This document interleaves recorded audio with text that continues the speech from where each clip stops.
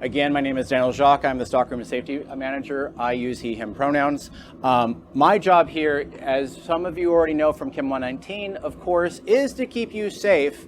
And you know I have a reputation for that. And my job also is to make sure that the chemicals that you're using in the lab work before they go into a lab. After they're here, it's up to you. And then make sure that everything that you need is ready to go and ensure that the department labs run smoothly. I have a lot on my plate, but totally worth it because it's super fun.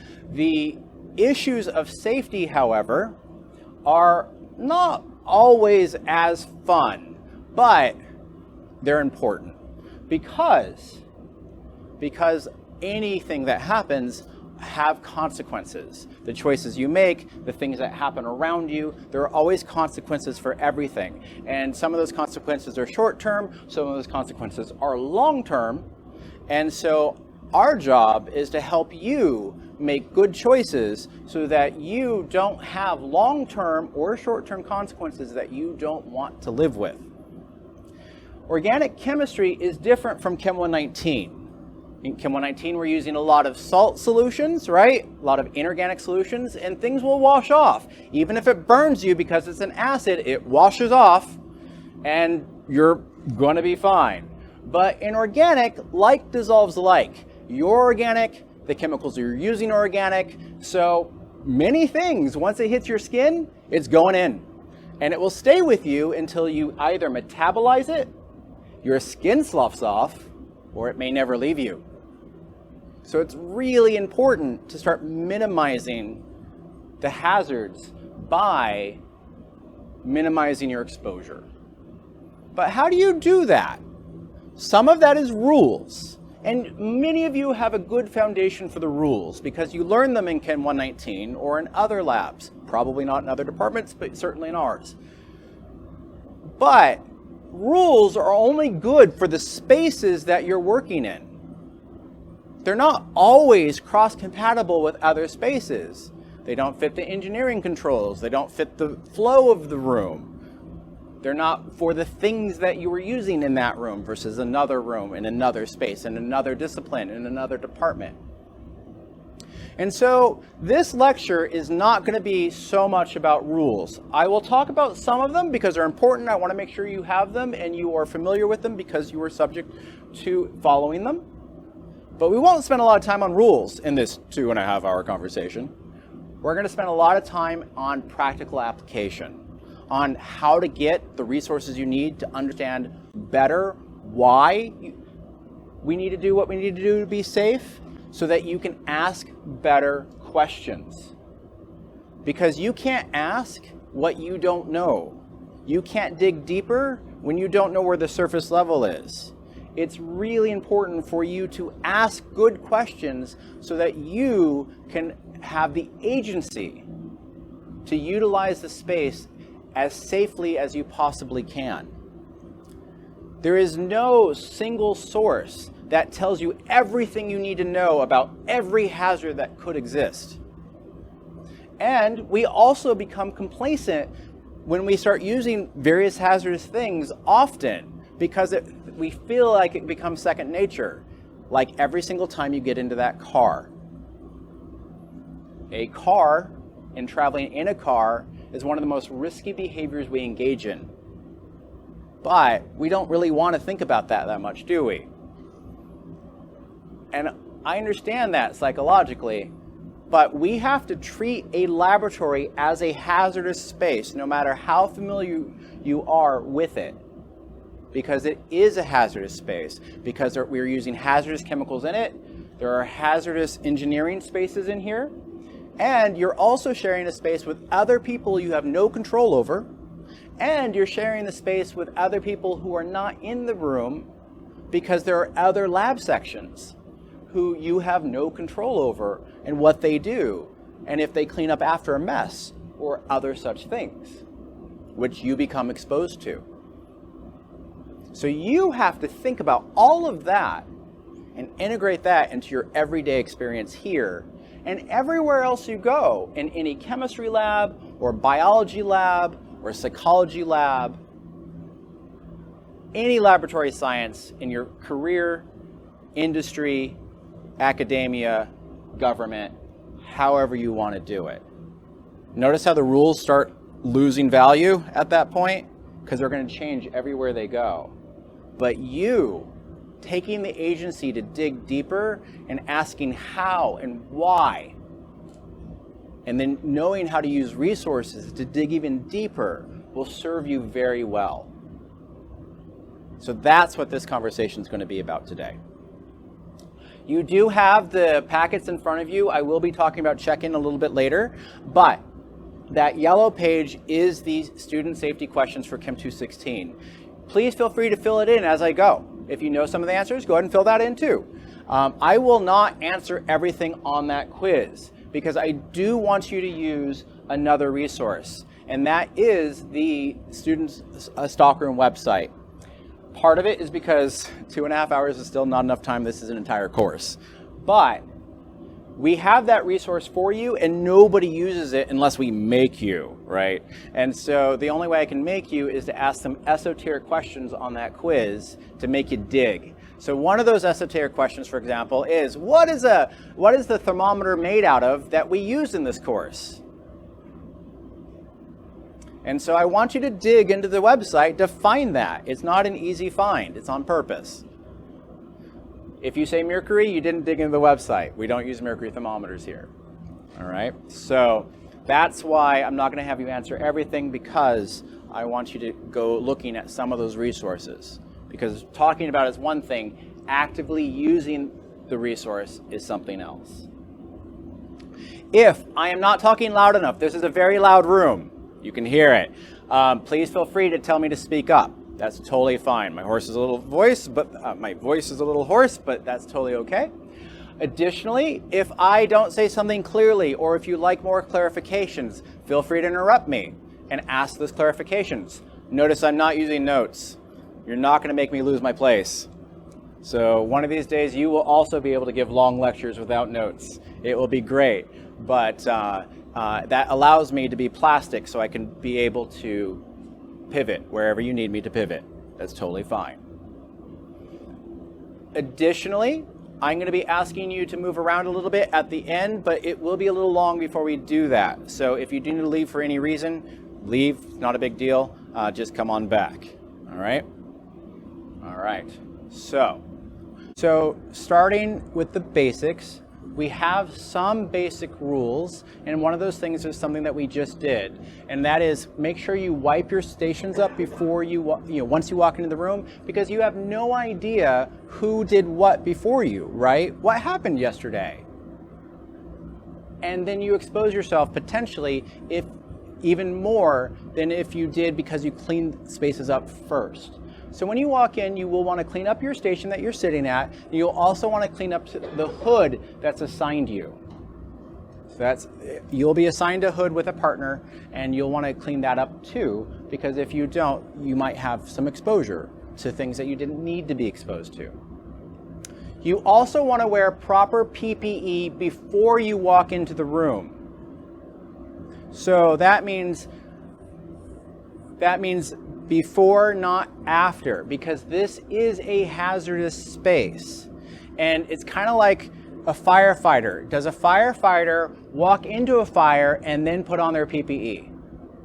Do you walk into a clean room and then put on your PPE? You don't. You put on your PPE and then you walk into the hazardous space. And so that's what you want to do here as well. You want to get into that good habit. And so some people are like, but I store my PPE in my drawer. And you are allowed to do that. But let's think about that from a process perspective really quick. Your drawers will be storing chemicals that you're drying or otherwise storing for the week, right? And so is everybody else. And so your PPE is swimming in all that vapor. And then you strap your goggles to your face. Is that a good choice? I don't know. I'm not going to make any decisions on that, but I want you to think about that. Does that mean that you have to remember to bring your PPE every time and that risks forgetting? Sure. So set a calendar alarm. But that's how you minimize one of your risk factors, is thinking big picture. Because you're not just the one using this space, so are a whole bunch of other people. And when you think about hazardous spaces, you have to think about how other people are using the space. It's kind of like in 119, right? That room got dirtier and dirtier, and you had white spots everywhere, and you're like, oh, it's fine, or I'm going to wipe it up, and I'm going to clean that up, and I think it's fine. And was that salt or was that sodium hydroxide? Who knows? And so in this room, it's much more important to be so much more mindful of how other people might be using this space to minimize your exposure. You do need the 5 pieces of PPE. So in 119 it was 4, but in organic it's all 5. So what might they be? What is one of the pieces of PPE that you need? A lab coat. We're wearing them right now, so absolutely a lab coat. It must be buttoned up, otherwise it's a costume. It's not protecting you.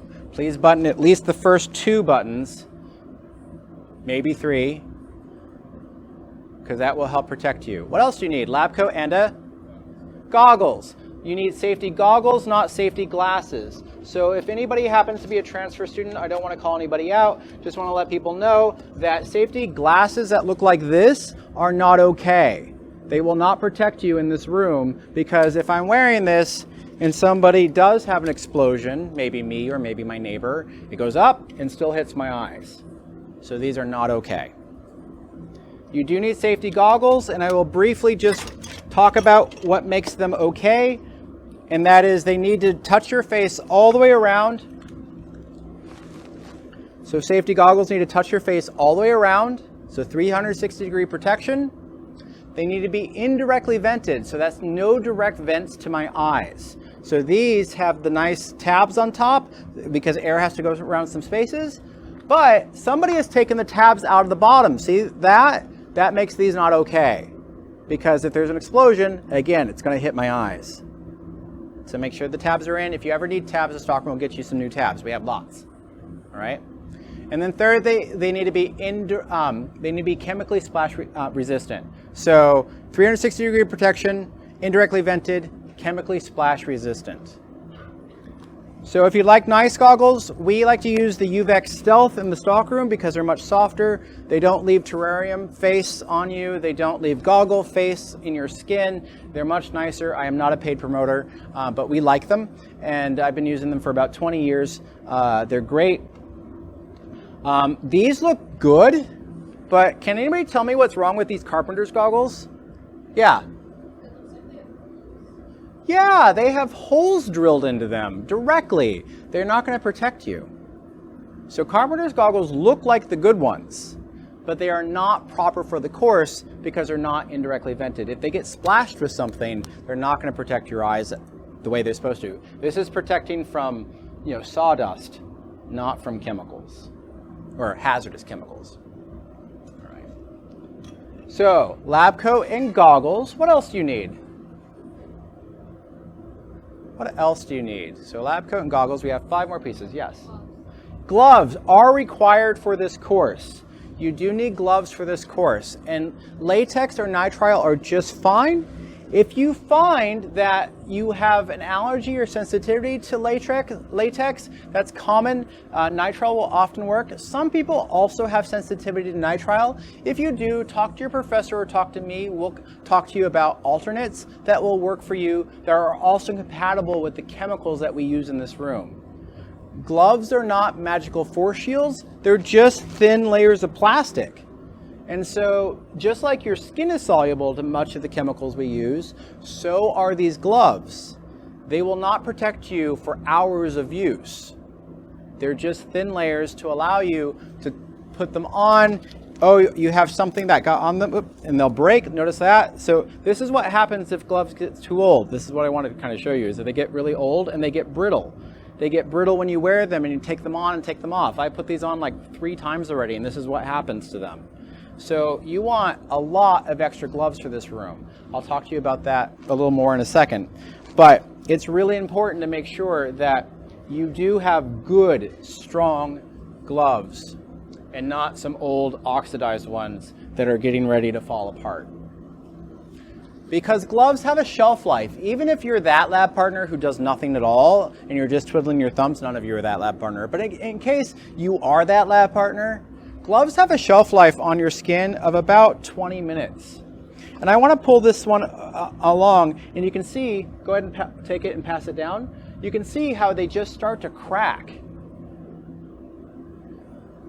Because the sweat of your skin, the thermal heat of your body, and the mechanical action of just twiddling your thumbs makes them degrade.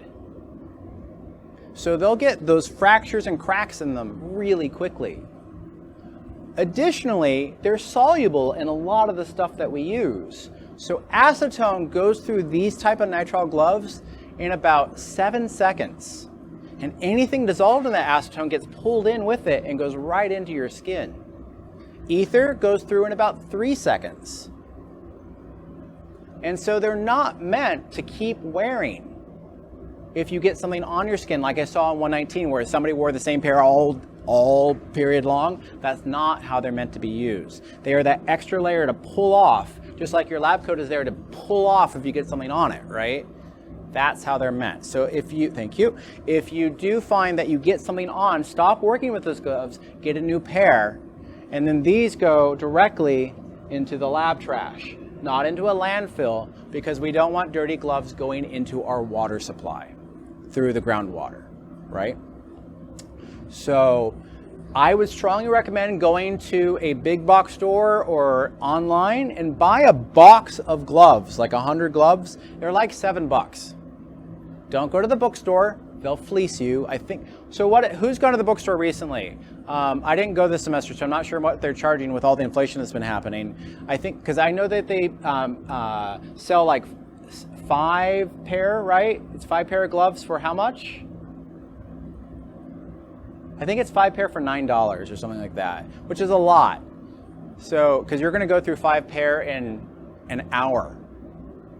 And so you really want to go buy a big box online or at Walmart or they're the only game in town. So you're going to go through a lot, because in an active lab period, you are probably going to go through 10 or 15 pairs of gloves if you're messy. And that's okay, because you're learning. That's the nature of the business. All right. So goggles, lab coat, gloves. What else do you need? Yeah.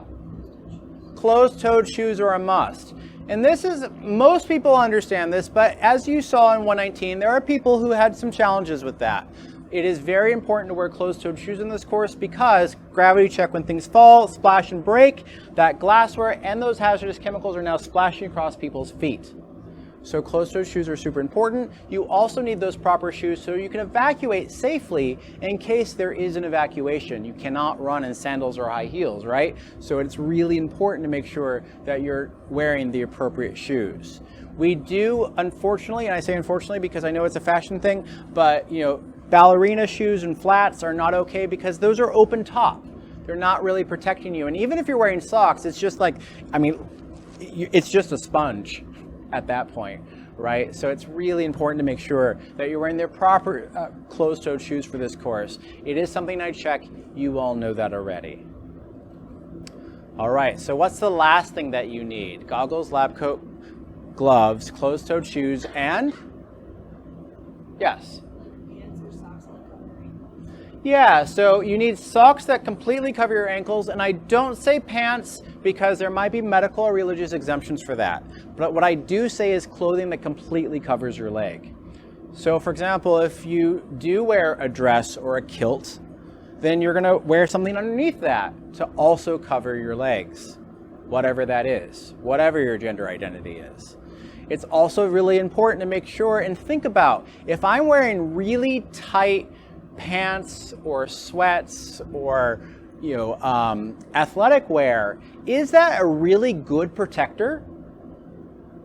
If it's poly material and it's skin tight, is that really protecting me from a spill? Probably not. So you might want to think about wearing more loose gear. I'm not going to police that, however, because I'm not the fashion police, but these are the choices I want you to think about when you're in a hazardous space.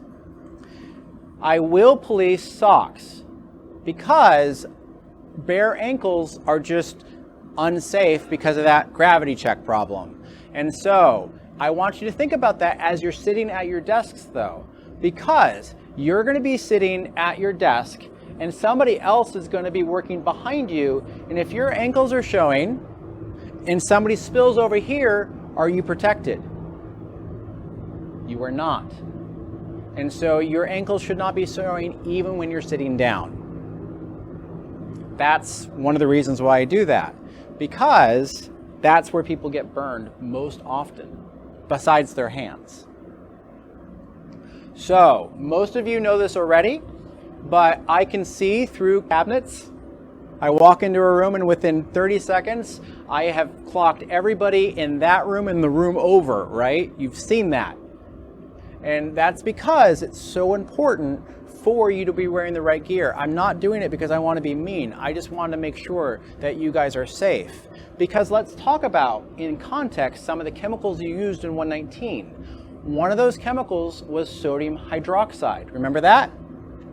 So sodium hydroxide is caustic at various molarities, and you used up to 6 molar sodium hydroxide. It goes up to 19.4, but you use the 6 at most. And so let's put that in context. What is the active ingredient of Nair, hair remover? I do this sometimes. I give you the answer and then I ask the question. What is the active ingredient of Nair? Sodium hydroxide. Now, what concentration, I know nobody knows this, but what concentration about is the sodium hydroxide in Nair to dissolve your hair after about 15 minutes?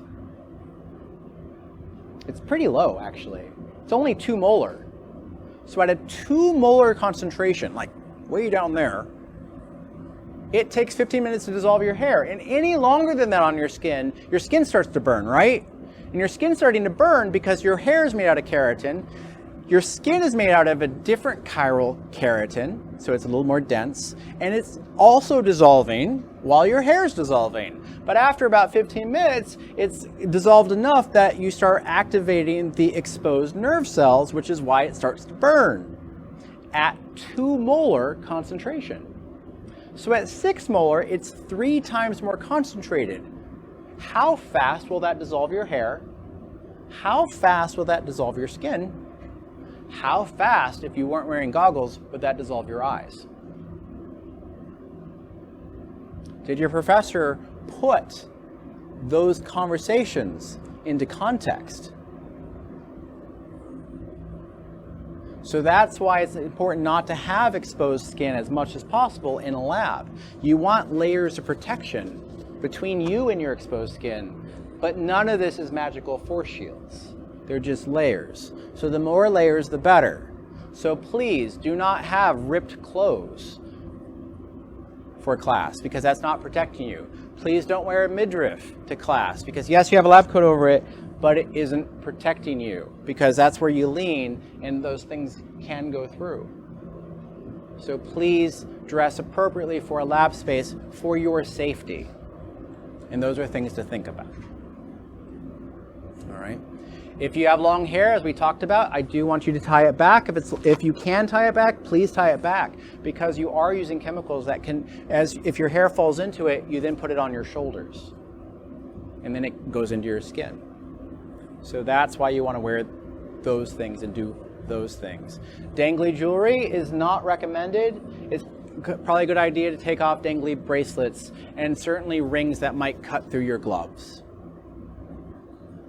Some of the material that you might have in your jewelry might also interact with some of the chemicals we have. So be mindful of that. All right. Any questions about general PPE? Okay, so that's really the rule stuff. That's important because that's one of the things that if you don't wear the right PPE, you will be asked to leave to change into the right PPE. And I don't want you to assume what's appropriate or not appropriate. You do have the lab safety rules in front of, lab safety question in front of you. You also have the lab safety rules in front of you. That yellow sheet that you have is homework. I am not going to go over every question like Nick or I did last semester because, one, you're not baby freshmen, and I do want you to use some other resources because that's where we're really going to be talking about this safety lecture today, is using resources. And so the Stockroom website, which is the shameless self-promotion slip that you have there in front of you as well, you're going to take with you as my email address on it as well, jacques@geneseo.edu, and you'll be able to use that to answer any questions that I don't directly get to in the safety questions. That is due next week during lab. If it's not done, you'll be asked to finish it before you start lab, no matter how long it takes. And you won't be able to stay late to finish lab if you start late, all right? So make sure it's done. If you do have questions, feel free to email me. That's what I'm here for, but please don't email me on Tuesday morning because I'll be doing other things getting ready for lab. But email me any other time and I'll be happy to answer your question. Some of the questions there are esoteric, like what is the thermometer that you're going to be using made out of? That question is meant for you to dig into the Stockroom website, all right? Because I really want you to use that resource. That's what it's there for, and we're going to talk more about that, about how to use it moving forward. Because we really want to focus in how to ask those better questions. And we keep talking about these hazardous chemicals, but how are they hazardous? In what way can they hurt you? And in what way could they be dangerous if you don't use them appropriately? And these are all things that you can actually get answered for you by the resources available to you online, by your professor, and by some of the materials just in this room. And one of those ways is through the SDS. Does anybody know what SDS stands for those of you who watched a different safety video before coming to class? What does the SDS stand for? We have examples of the SDS right over here. They're going to be right up in these cubbies. It says MSDS, SDS, and you have the SDS right here. They are physical papers of the various chemicals. But this is only helpful if you know how to use it. And honestly, if you come to class and then read the SDS, you're wasting your time because there are a whole bunch of other things to do. So you can find SDS for every single chemical that you're going to use in this course, minus unknowns. Talk to your professor. Can't give those away. By going to the Stockroom website, clicking the drop-down menu, the sidebar menu that says SDS, click the name of the course, Chem 216, click the name of the experiment, and then every single chemical is clickable, and it will come up with the PDF of the SDS of where we buy that chemical from. But SDS can be complicated if you're not familiar with it. There are 16 sections that are required by federal law, or OSHA, and that is a lot, especially when context, right? So there are 4 sections in the safety data sheets that I want you to know. There are only 4 out of the 16 that I want you to know for this purpose to kind of get you started on understanding it. And much of this lecture today is talking about those 4 sections. So before we start talking about the sections though, I do want to just refer to the fact that it does say MSDS as well, because some old chemicals that you might find online or in your research labs when you go to them either here at this institution or future institutions might still have MSDS. Those are the material safety data sheets. They are potentially outdated. And I say potentially because they were no longer in active production after 2013, so ancient history. But if a chemical hasn't been purchased since then, because if you're not in industry and you're in academia, sodium chloride doesn't expire. And so they might have had sodium chloride from the 1970s. And if that's true, or the 1980s, they might have MSDS associated with it. They are somewhat similar to the SDS, but there are some marked differences. And MSDS did not have the same structures or rules about what the categories should be in them whereas all the SDS are standardized according to the category and the order and the name of that category.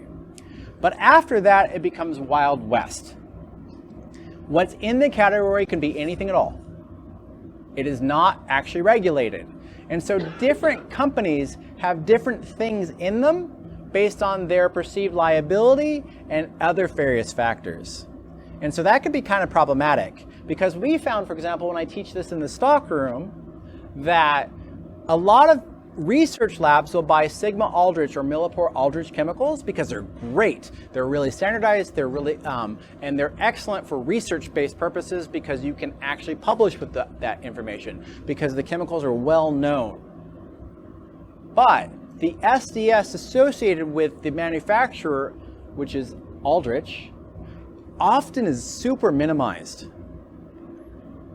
And it doesn't say a lot because people can cherry pick studies about what studies they want to use and which studies are appropriate in terms of what they're thinking of and how they then utilize that data to include in their SDS.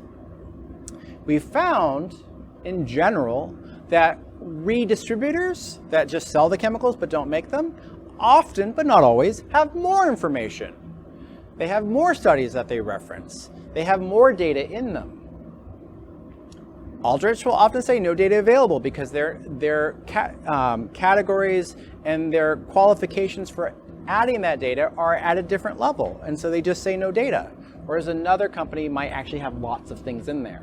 So in the stockroom, I teach about cherry picking the lowest exposure across multiple SDS, and then using those cherry pick data to minimize their actual exposure in real life. And we'll talk about how to do that and where that's appropriate and where to get that information as we talk about the sections. So when you're looking up SDS, again, if you're doing it here, it's already too late because you have not enough time. You need to be doing your experiment. Do that at home using the Stockroom website. But after you leave this class, where do you get it? Google's fine. Type in SDS to Google, type in the name of the chemical, and you'll find it. I'm actually going to have you do that today with me as we do some things, so you'll want your smartphone with you, or you can look at somebody who has their smartphone next to them, because we're actually going to, again, use chemicals we used in 119 to talk about some of the safety things that we'll be learning from the SDS today and here. Make that part of your everyday pre-class habit. People don't.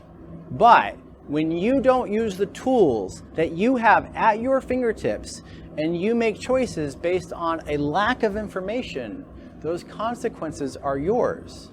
Your professor will try to tell you what is important, the Reader's Digest condensed or more detailed information in this course, but it's a course in itself to talk about the toxicology of a chemical and the potential hazards of any chemical.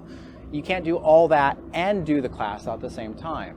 So you're not required to look up the SDS, but it's so important to just make that part of your everyday habit so that you're more fully informed. And you'll find out why as we get to the end of this conversation. So the first thing that you want to know in an SDS, and this is an example of an SDS right here. And so go ahead and go into your smartphone. I want you to type in SDS and the nickel chloride hexahydrate. That's nickel chloride hexa as in 6, hydrate. Hexa hydrate. Because that was that green salt that you used in the limiting reagent experiment. That was the very second experiment you did in 119 where you took the green salt in the vial, you mixed it with that liquid which was ethylene diamine, and then you made that purple solution. Yes. Nickel chloride hexahydrate. I'll write it down. Nickel chloride hexahydrate. Nickel chloride hexahydrate.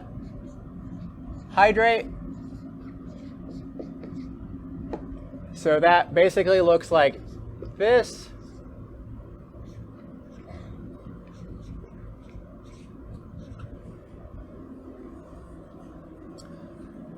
So look that up. We'll get to that soon because we're going to pick pieces from it.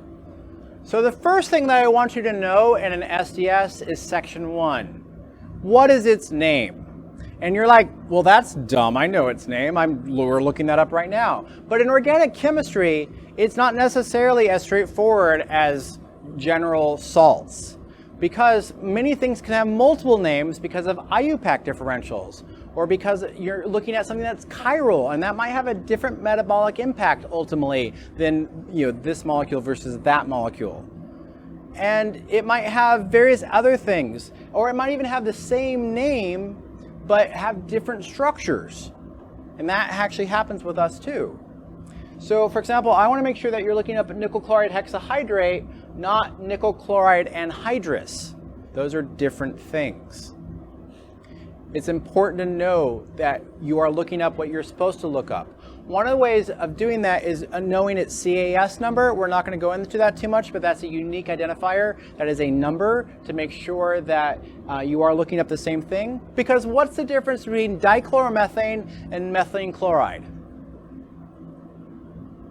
Nothing. They're the same chemical. What's the difference between dihydrogen monoxide, hydrogen oxide, dihydrogen oxide, and water? Nothing. They're all the same chemical. And what's the difference between isopentyl acetate and isopentyl acetate, or isopentyl alcohol and isopentyl alcohol, or 2-pentyl alcohol and 2-pentyl alcohol? Everything. The acetates are certainly different from the alcohols, but all those alcohols I just listed on the pentanol, they're 3 different structures. And they may have different metabolic impacts. So make sure you're looking up the right thing. That's really important. So once you do that, you then want to look up section 2, which is hazards identification. Section 2 is hazards identification. So as you're looking up that nickel chloride in front of you, you're looking at the hazards there. And those are all qualitative hazards. Qualitative versus quantitative. They're descriptions of various hazards. So it might say possibly carcinogenic, or it might say generally hazardous. It might say germ cell mutagenicity, or it might say potential irritant. It might say all of those kinds of things. Those are qualitative potential hazards, and only some of them. And so they kind of give you an idea of some of the challenges that might be there. But those challenges do have numbers associated with them. But what do those numbers actually mean? So we want to talk about that today, because those numbers could be one of 2 systems. Usually it's going to be the NFPA, Hazard Identification System, or it might be the HMIS. So it might be the NFPA under the National Fire Protection Association, NFPA, or it might be HMIS. Usually they'll always have this one, and sometimes they'll have that one. NFPA is National Fire Protection Association, and HMIS is Hazardous Materials Information System. They are very similar, but distinctly different. And so I'll talk about the differences today. Which one do you think, some of you might already be familiar? One of these things you see almost every day. You may not realize it, but you see it almost every day. And the other one's much more rare. Which one do you think you might, does anybody know which one that you see every day? Anytime you're out on the road? Yeah, NFPA is almost every day, because NFPA symbols are required on any vehicle, commercial vehicle, transporting hazardous materials. It's required on any commercial building that stores hazardous materials attached to a public road. And so what is NFPA, for those of you who know it but don't know it? That's this symbol. Does this ring any bells? Yeah, it's this diamond with colors on it. This diamond is chock full of information. And so what is that information and how do we interpret it? So I'm going to give you some very general ideas to make it relatively easy to do quick and dirty interpretation so that you don't have to get in the weeds, but you still understand the basics of it.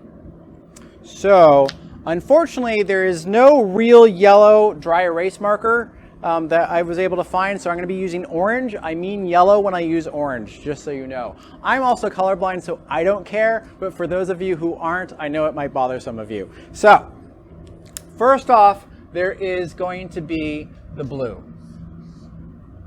diamond. Then we're going to have a red diamond. Then we're going to have the yellow diamond. Again, this is yellow, I promise. And then lastly, we're going to have the black diamond. And I had a black dry erase marker, and my professor walked away with it, so I have another one. I always have a backup. And then we have, this is actually white. So we have blue, red, yellow. Oh, that's bad. Blue, red, yellow, and white. Can everybody see that? Okay. Blue means health. Blue means health. Red means flammability. Red means flammability. Yellow means instability, but a lot of people like to synonymize that with explosivity or reactivity. But instability, often synonymized with explosivity or reactivity. And white is for special notes in letter codes. White is for special notes in letter codes.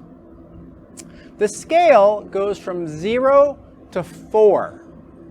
It's a very small scale. 0 means no known hazard in that category.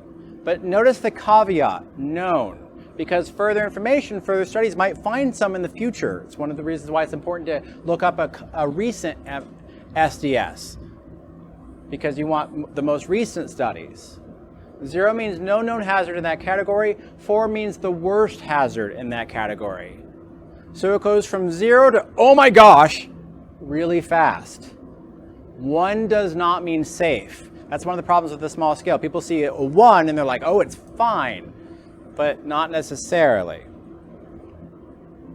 But we'll have to put that into more context. And that's true for the 3 colors, 0 to 4 on the scale for health, flammability, and instability. So let's talk about health really quick. So a 0 for health would be something like water, right? Water is something that is in our environment all the time. Yes, water can kill us, but usually only if we drink way too much of it, or inject way too much of it, or inhale a little bit of it, right? So 0 doesn't necessarily mean safe, it just means safe in general usage. 4, again, is the high point, which means can be lethal. So 1 means can be harmful with chronic usage. But we have to contextualize that, so I'm going to circle back to that word chronic. 3 means can be harmful with acute exposure. So we'll have to circle back to that. What does that mean? What is chronic exposure? What is acute exposure? And again, 4 means can be lethal. For blue, for health. So what is an example of a 4? Well, carbon monoxide, potassium cyanide. Those are 4s in the blue. But we're exposed to carbon monoxide all the time. Every time we get into a car or walk down Main Street, you get some carbon monoxide, right? Does that kill you? No, you're here, you're not dead.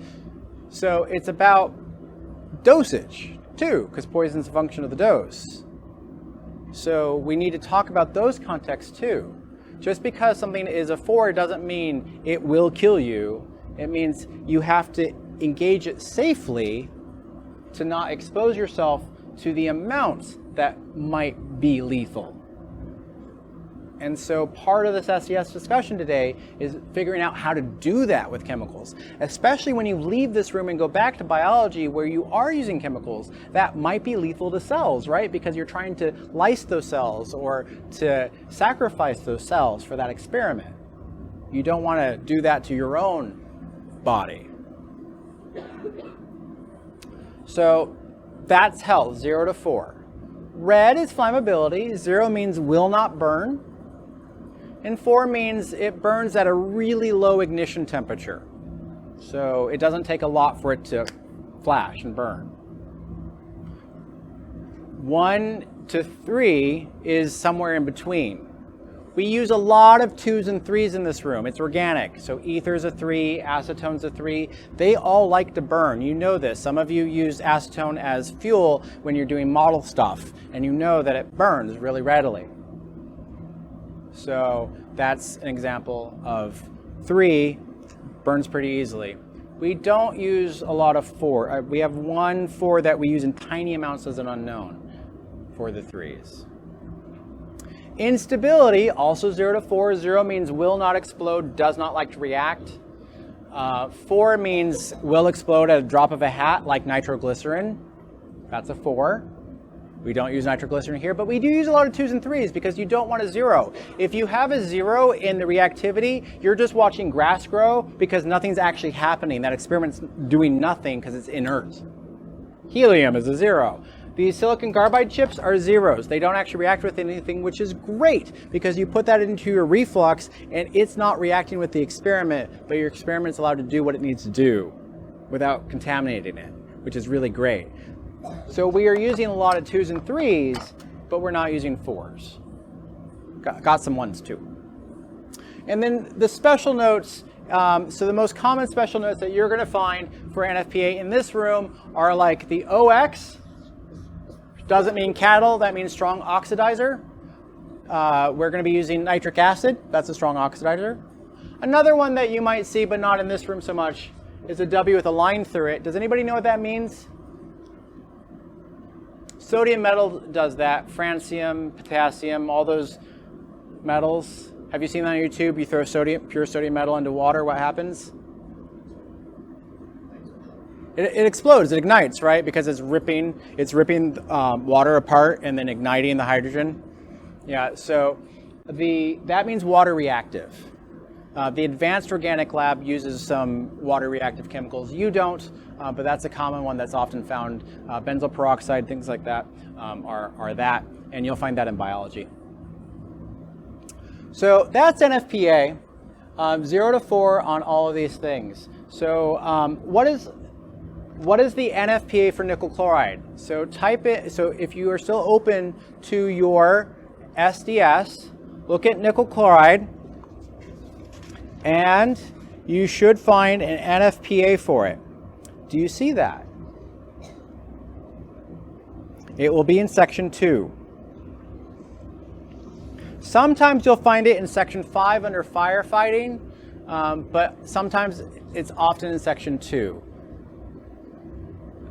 Everybody see it? Yeah? Okay. So that should say what? Yeah.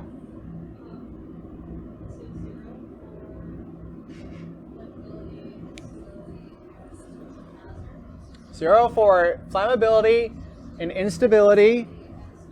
So there's nothing there either. Okay. For health, it's a 2.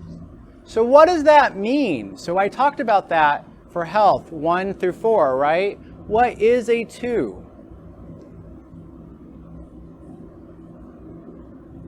What is a 2? Yeah. Yeah, so a 2 can cause, it can cause some damage, some health effects with acute exposure, right?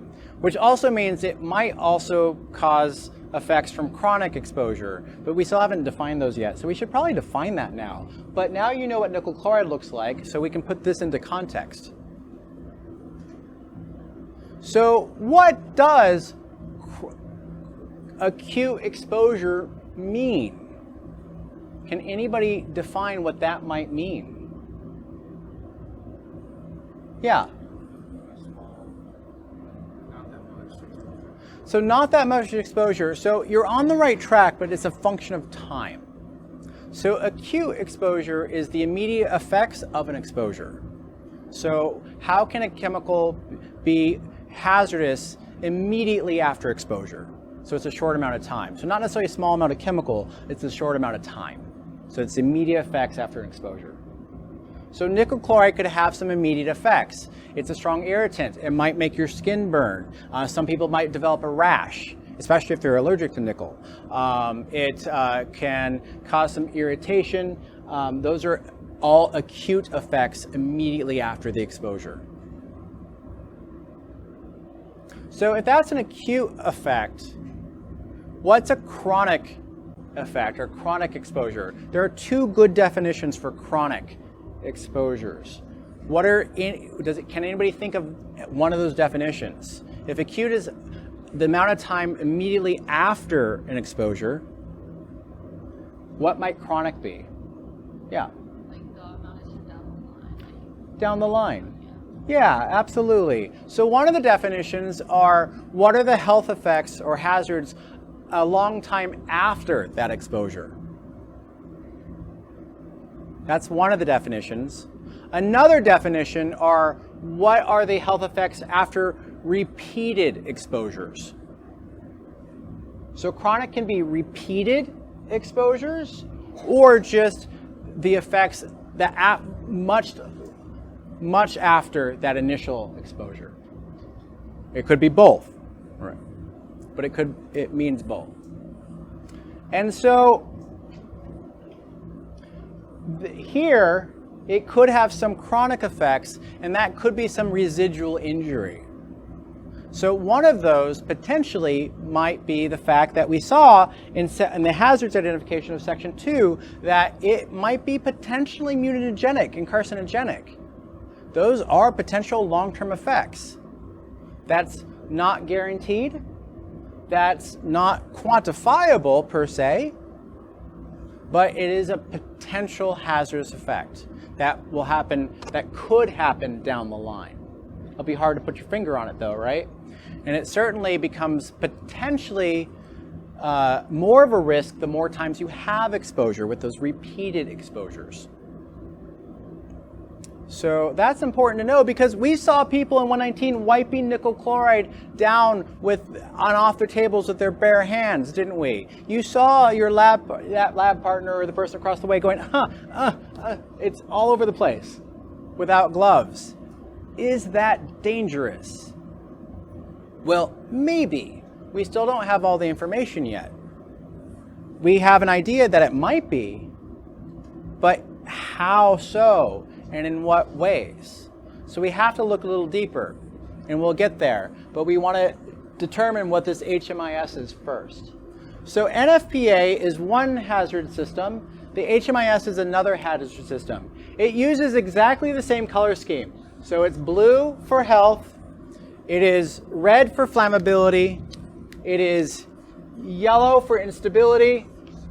It is white for special notes.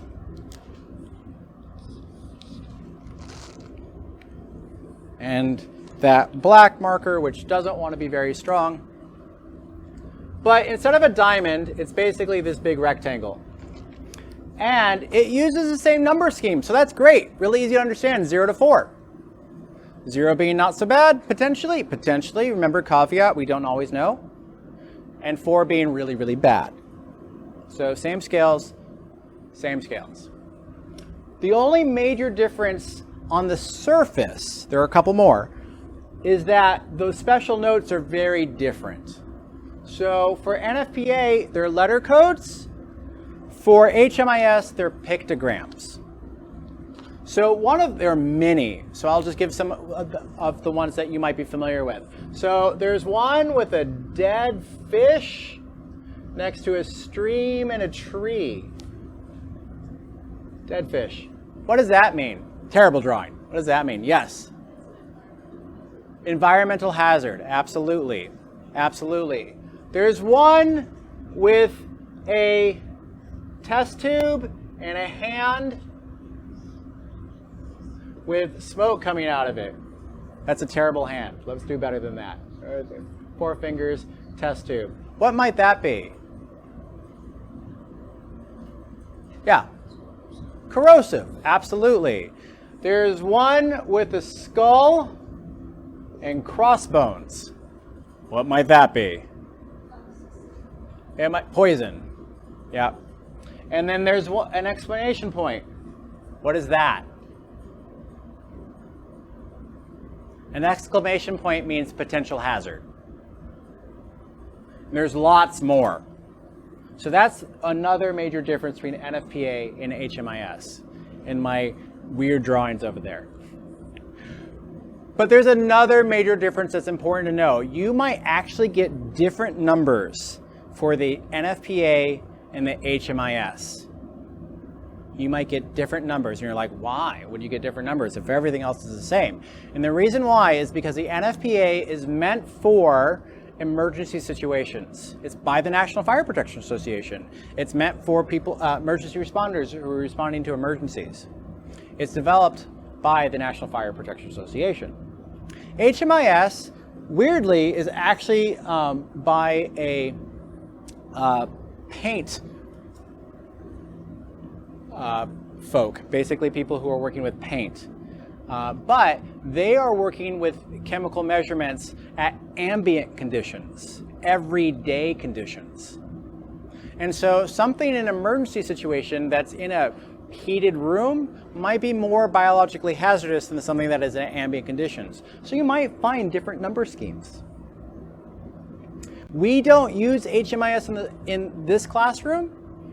Whenever I put those NFPA symbols on pure chemicals, I put them, I don't use HMIS, I use the NFPA. Why do you think that might be?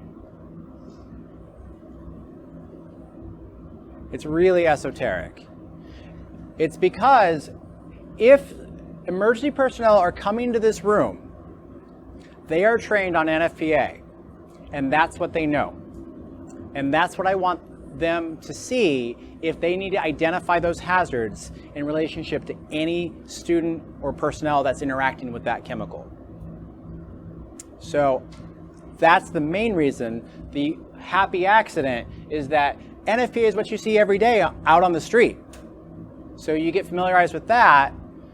You also then use that familiarization to make quick assessments as you're working with these chemicals, which gives you practice, and you understand both in context better. All right, so if you see a chemical in the chemical hood that says 3 in the blue, you know to ask some questions, right? And to be more cautious. That's a very different number than a 0. And remember, 1 doesn't mean safe. 1 could have acute health effects. So that's why I use the NFPA here. So that's section 2. That was a lot about section 2, but that gives you some real context of how to read that SDS better for section 2. So let's talk about the next section, which is section 4, which is first aid measures. Not going to spend too much time on that. That's pretty self-explanatory. It tells you what to do if you've exposed yourself to that. For example, if you've swallowed your chemical, don't do that. Do not eat your chemicals. Don't bring food or drink in this room. Don't chew gum in this room. Really bad, because those are, that is a problem, because those are routes of exposure to your body, right? So first aid measures talks about what to do in case you do get exposed. That's really important. Oh, you spilled it on yourself accidentally. What do you need to do next? If you've read that SDS, you don't have to wait for your professor. Tell your professor, but you will have an idea of what to do, and you'll know why they or I are doing what we're doing to you to help you in that moment, if necessary. So we have to talk about the 4 routes of exposure, because there are 4 ways of getting chemicals into your body. And those 4 ways can impact these numbers in different ways. You saw that how I had different numbers for the different hazards in section 2?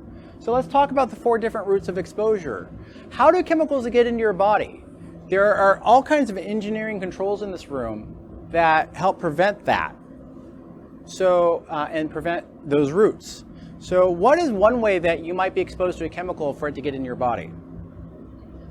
Ingestion, eating or drinking, right? We just talked about that. That's why you never want to eat or drink in this room. It's one of the reasons why you see, it's one of the few times I actually get mad is when I see people eating or swigging something at the last moment in this room. That is not safe in an organic room.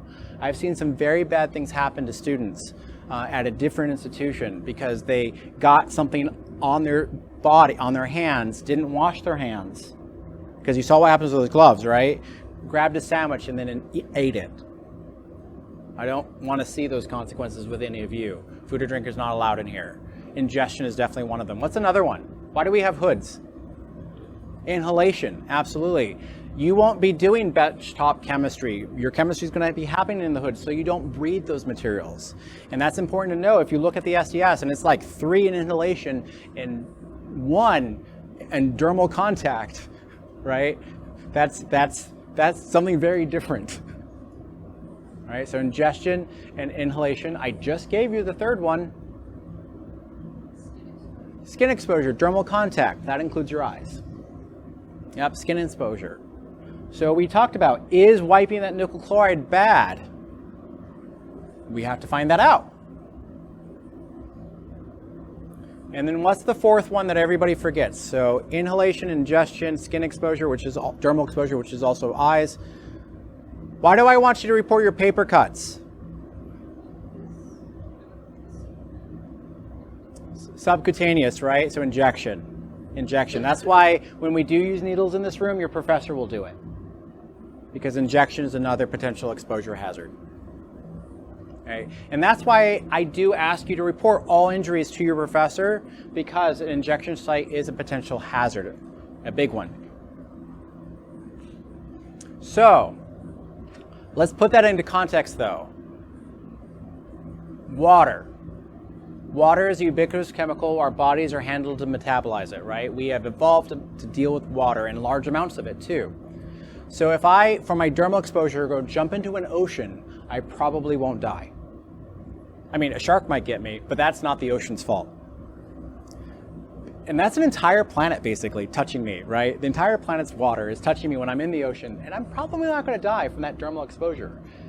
Probably not, especially for acute exposure. This is not chronic, this is acute exposure. All right, we define acute exposure by the short-term exposure. Immediate after effects. So, but if I ingest at my body weight about 9.5 liters of water, I might die if I do it really quickly and I drink that water all at once.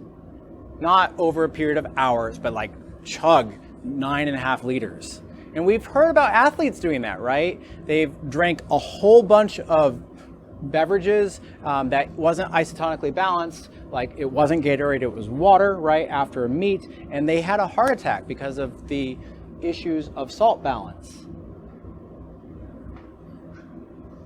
If I inject a little less, about 8.5 liters of water, I could also die from very similar things. But if I inhale about 2 tablespoons of water, 2 teaspoons, 2 tablespoons, I can't remember, 2 tablespoons? Tablespoons, we'll call it tablespoons, that puts me right in the middle, right? 2 tablespoons of water, I could die from drowning. So that's a huge range, 2 tablespoons to an entire planet, based on the routes of contact. And that's water, which our bodies have been evolved to deal with. But the chemicals we're using are not necessarily chemicals that our bodies have evolved to excrete. Our kidneys have not, or our liver has not evolved to get rid of through our skin and through our other excisory processes. So it might take a lot less to do those things, to do that damage. And so now that we thought about first aid and the different routes of, what happens if you cut yourself versus if you burn yourself with that thing versus if you inject yourself with that thing, we want to go to section 11. Section 11 is toxicological information. Toxicological information. But we want to think about what toxicology is. So how many of you are biology majors? Okay, biochemistry? Excellent. Neurology? Chemistry? No chemists. Okay. Physics, geology, pre-med. Excellent, excellent. Got a lot of pre-meds in here. Fantastic. And chemistry education. Anything I missed? Okay, so most of you are biology or bioderivative. That's a joke. Bioderivative majors. Pre-med's definitely a bioderivative major.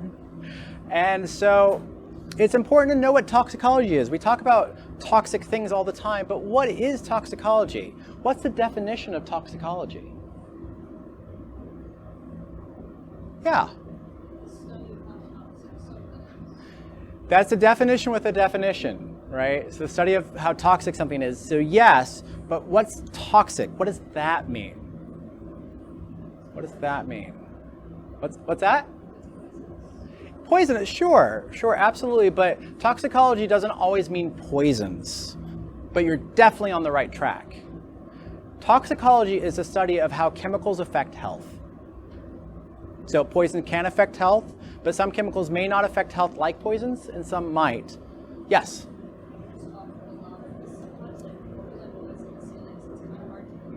Absolutely. Thank you for telling me to speak up. It is very loud in this room. Very loud in this room. So yes, I will speak up. Sorry about that. So toxicology is a study of how chemicals affect health. So section 11 is toxicological information. It's a section where we talk quantitatively, where the SDS is quantitatively discussing how the chemicals are affecting your health. So section 2 was quantitatively. Section 11 is quantitatively. And the way it does that is in a couple different ways, but the ways we want to focus on are the LD50s.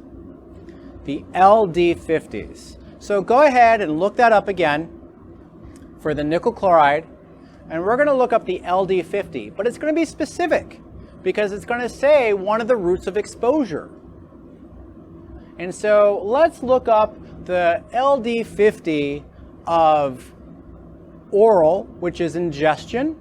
But I want you to put in your pocket, because we'll come back to that, also dermal if you can find it. The reason why I say if you can find it, because not all SDS publish that. It depends on which one you have. And if you don't have that information, it's missing information. So I would like you, the ingestion route is commonly published. The dermal route is not so commonly published. So we're going to start with the ingestion route. So can anybody tell me in section 11 what the number they give you for the LD50 is for nickel chloride? Yes. That's exactly right. That's the most common published number is 105 milligrams per kilogram. So LD50 oral, which is ingestion, for nickel chloride hexahydrate equals 105 milligrams per kilogram. So that's a bunch of Greek. What does that mean to you? Does that mean anything meaningful? Not a lot maybe right now, so we're going to have to decode that. So what does LD50 mean? What does LD50 mean? Yes. Yeah. Yeah, LD50 is a lethal dose for half the population. And in this case specifically, it's a lethal dose at which 50% of the test population died from being exposed to that dose of that substance. So this is in part an ethical conversation that needs to be talked about in an ethics and science course about using animals to do these studies to determine the lethal doses at which you have scientific data that can say that half your N sample died from exposure. That's a conversation that I'm not going to get to in this class, but that is one that I really hope that you do have by taking an ethics and science course, and we do have that at Geneseo in the sociology department. It's really good to have. But let's get back to this. Let's decode this Greek. So the lethal dose at which 50% of the organisms which ingested nickel chloride hexahydrate died happens to be this dose. So we've decoded some of it, but it's not quite done yet, because does 105 milligrams per kilogram mean anything to you? Doesn't to me like this. So we need to make this relevant to ourselves. So I'm going to give up my body weight, because this is how you decode it for yourself. You need to know your body weight, and most of us know it in pounds, which is fine. So I weigh currently 125 pounds, which is great, because last semester when I did this lecture, I weighed 140 because of COVID. I have been working really hard, and I am very happy. I weigh 125 pounds right now. But do pounds translate to the metric of milligrams and kilogram? Imperial to metric, not so compatible, right? So we got to do a conversion. So let's do that conversion. I know, and write this conversion down, this is an important one, that there are 2.2 pounds per kilogram. That's not KS, it's kg. There are 2.2 pounds per kilogram. So I'm going to use my memory, because I don't have a calculator in front of me, so please correct me if I'm wrong. But that should be, if I cross out my units, 58.82 rounding up kilograms. I weigh 58.8 kilograms. Now I can do some pretty easy math. So what I'm going to do is I'm going to take my 58.82 kilograms, which is me. So you'd want to do you for your own body. I'm going to multiply that by the LD50. So that's going to be times 105 milligrams over kilogram. Kilograms cancel out, and that equals a number. I think from memory, so check me on this if I'm wrong, and it's about 116,000. Is that correct? Go ahead and do that on your calculator really quick. What is 58.82 times 105? Am I wrong? I am totally wrong. 6176. Oh, I'm doing the other one. Sorry. 6176. This is why we always check our work with other people. So that's 6076 milligrams. Okay, so what that's saying, that LD50 for ingestion, is if I ingest 6,176 milligrams, I'm hitting my lethal dose at which 50% of the organisms, if they were about my body weight, if they were the rat that was tested here, would have died, because they're not testing humans, they are testing animals, and they're testing mammals for some equivalencies with metabolism, but it's kind of a range. But open up your hand. Open up your hand. Look into it. Can you see 6,176 in your imagination milligrams? I know it's harder for me, and I've been doing this a long time. You might or might not be able to, depending on your experience. So let's make this into something that's a little more easy to see.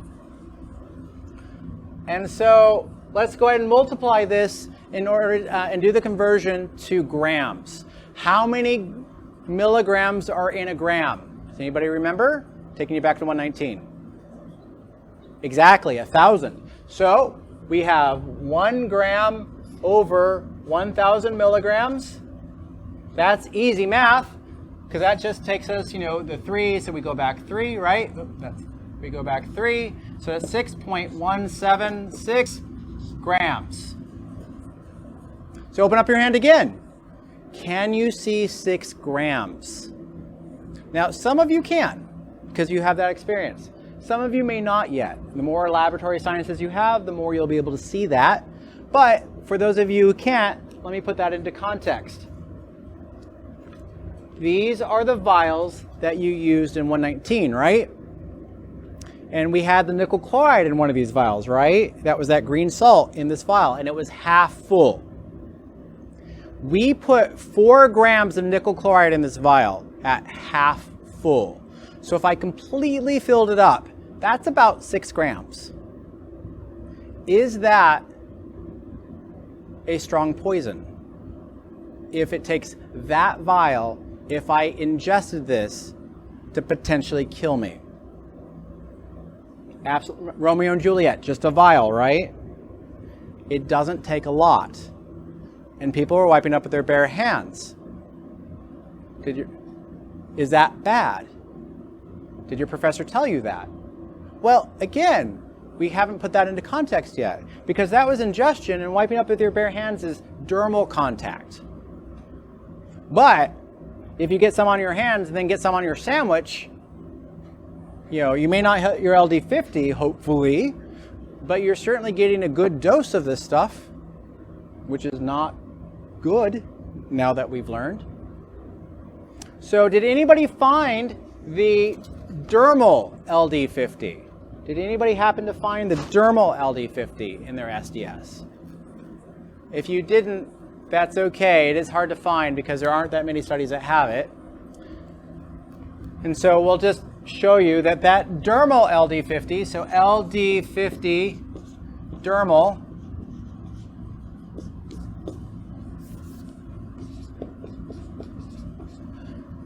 of nickel chloride hexahydrate is about 2,000 milligrams per kilogram. It's about 2,000 milligrams per kilogram. So let's do that math really quick. So if I weigh 58.82 kilos, and then I multiply that by 2,000 milligrams over a kilogram, and then if I just do some quick math, 58 times 2 is, that's where I got my 116 I was pulling the memory from. And so that's going to be 116, and then add my zeros, 1,000. You saw me jump. That was where that jump came from, putting two things together. And what's that unit again? Because kilograms cancel out. Milligrams. Open up your hand. Can you see 116,000 milligrams? I know I can't. So I'm going to convert to grams. So that's 116,000 milligrams times 1 gram over 1,000 milligrams. Does everybody follow with me on that? And that equals, again, take those zeros, right? And that makes 116 grams. Okay. Open up your hand. Can you see 116 grams? Some can, some can't. For those of you who can't, this is about 100 grams. How likely are you to rub that much into your skin? Well, hopefully not, right? And is that much what people were doing with their bare hands? No, I hope not. So, the likelihood that they'll hit their LD50 rubbing this with their bare hands is very low for the nickel chloride in 119. But what if I'm walking along and I'm walking backwards and I'm not paying attention and I hit the floor and this breaks and I spill it on myself? What happens if I cut myself on that broken glass and I get it rubbed into the wound? I have a much higher likelihood of hitting a very challenging exposure dose of that stuff. And how do you know any of these things if you hadn't looked up the SDS? If you see a relatively low dermal dose, you know that you probably shouldn't be moving it around the room in its original bottle, whether you're in biology and research or in this room. You know that if you need to move a larger amount, it probably should be in some kind of secondary containment so that you're protected more from it as you're transporting it around the room or around the building. That's how you make those better decisions. You don't have to wait for your professor to tell you this is bad and that is bad and this is how. You have those tools now from the SDS before you ever touch that chemical and potentially expose yourself in problematic ways. You take some of the rules and you apply them with the resources. So that's how you start to add that stuff together. But ultimately, you have to think big picture because every space is different. This lab is a lot like a kitchen with every single one of you being a chef. And you know how wild kitchens can be, right? A lab is just a souped up kitchen with materials that don't just burn you like a stove or oil, but can also have all kinds of other problematic effects as you're trying to weave around each other. And so the roots of exposure go up and the risks go up because it's not just you you're dealing with, it's all the people around you who you can't control. So you have to think big picture. And so how do you do that, regardless of the lab space you're in? Well, you think of a concept we call RAMP, R-A-M-P. The American Chemical Society uses RAMP. Okay to erase this? Okay.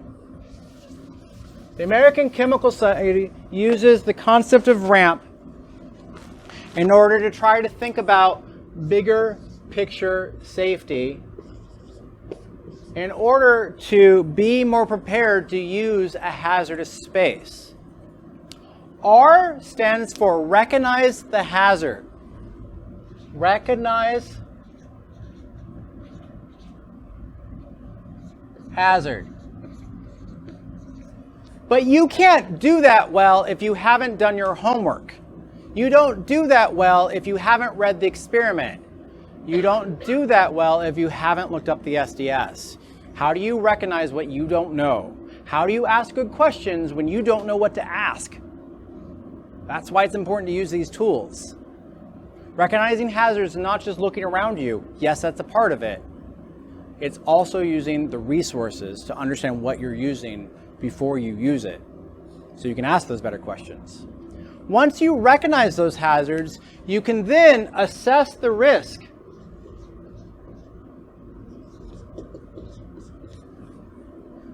How do you assess risk well if you haven't looked up Section 2? The hazards identification. How do you assess risks well with hazardous chemicals if you haven't looked up Section 11, which is toxicological information? How do you assess risks well if you don't know what the rules are of how to use a space because you didn't read them? Or didn't ask your professor what their expectations of you are when you start your research project? That way you can then layer the risk so that you can deal with the highest risk stuff first and then go through the hierarchy to deal with the lower risk stuff. You want to mitigate your high risk stuff and then go through to the low risk stuff. But you can only do that by assessing it with the tools. Because then you can then minimize those risks once you know. Minimize. So one of the ways we minimize the risks to all of these hazards, like the dermal hazard and the eye contact and the ingestion, is we require you to wear your PPE and wear goggles and tie your hair back and change your gloves often. We tell you not to eat or drink in this room. That is a minimization of risk. We make you watch this safety lecture. That's how we minimize our risk for you. And so you can also make those decisions because, again, these rules only work here. What's going on over there, or in your job, or in your research lab. not everything will ever be written, especially in research. We don't know what a lot of those hazards are, right? Because you're making new things and doing things in new ways. So you got to build a plan to deal with those things. Because once you minimize risk, that doesn't make everything suddenly safe. It just minimizes the risk, but it doesn't take it to zero. So you always have to prepare for emergencies.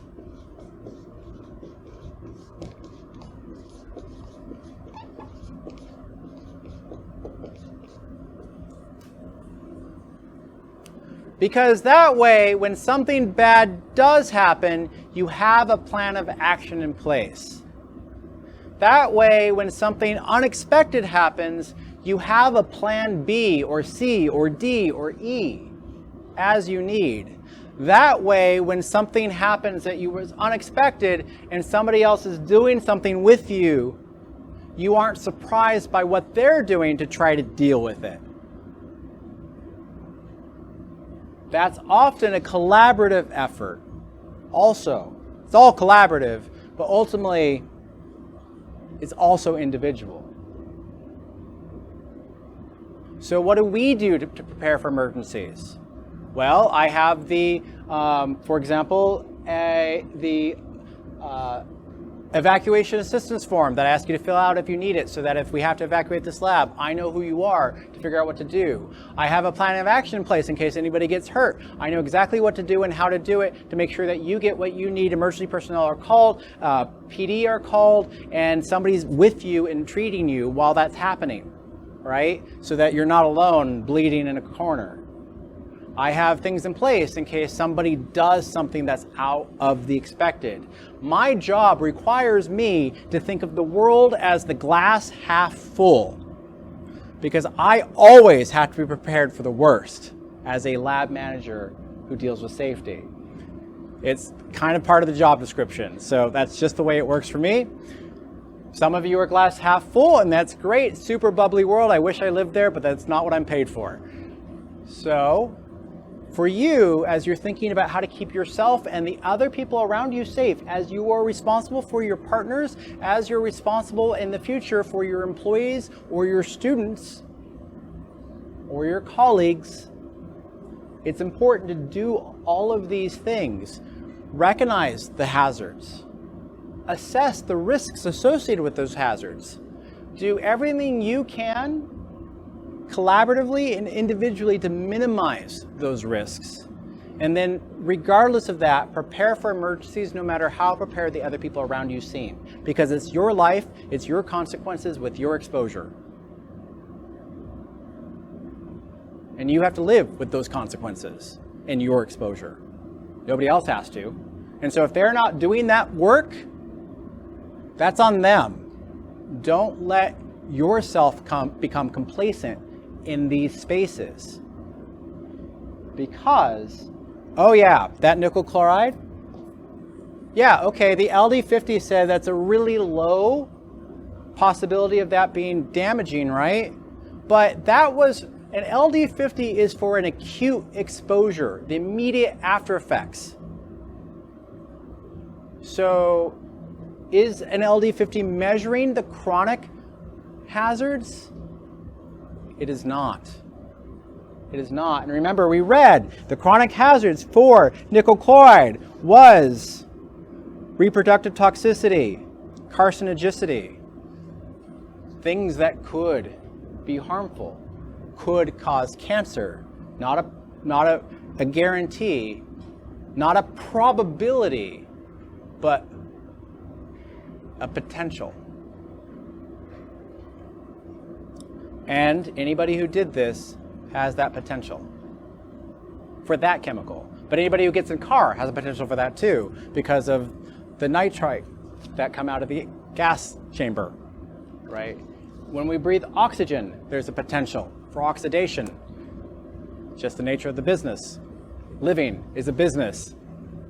There are hazards everywhere. So we have to assess the risks to determine, are those hazards worth it?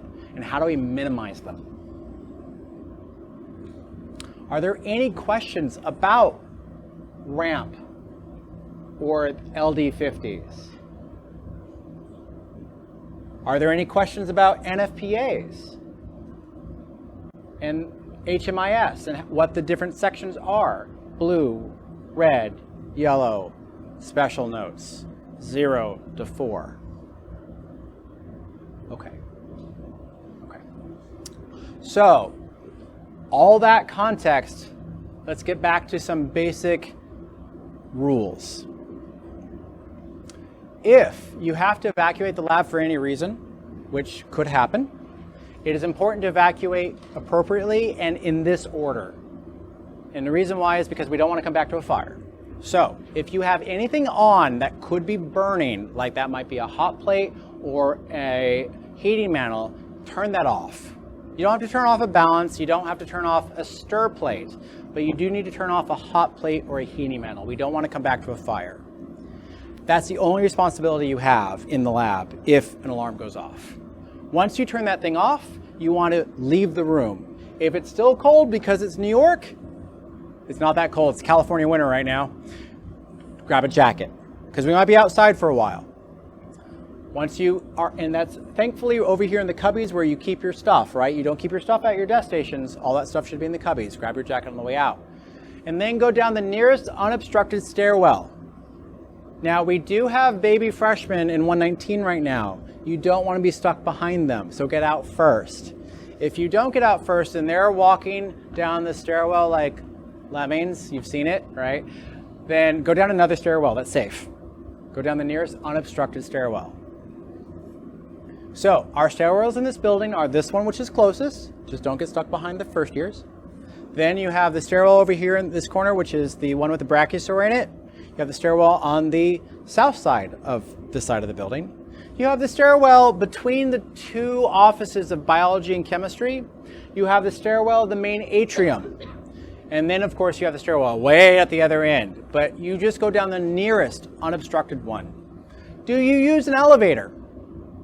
No, absolutely not. I'll tell you a story sometime of how my supervisor got stuck in an elevator for 2 days. Not here at this institution.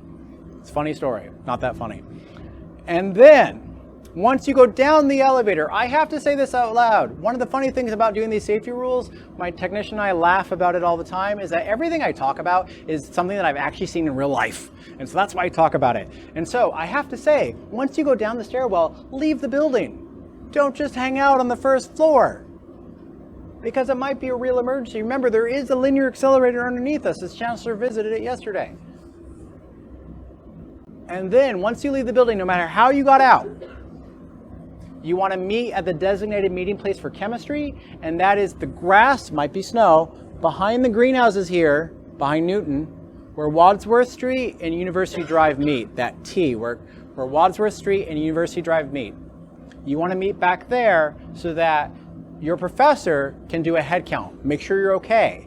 If you're missing, if you're the lab partner is like, oh, I can't find my lab partner, they're not here, we might have to send emergency personnel looking for you. So please, however you leave the building, go meet there. Don't go to Starbucks so that we know you're okay. Once your professor gives you all clear, it might be because it's safe or it might be because it's, it's time to go, then we'll go wherever we need to go, all right? Any questions about that for evacuation?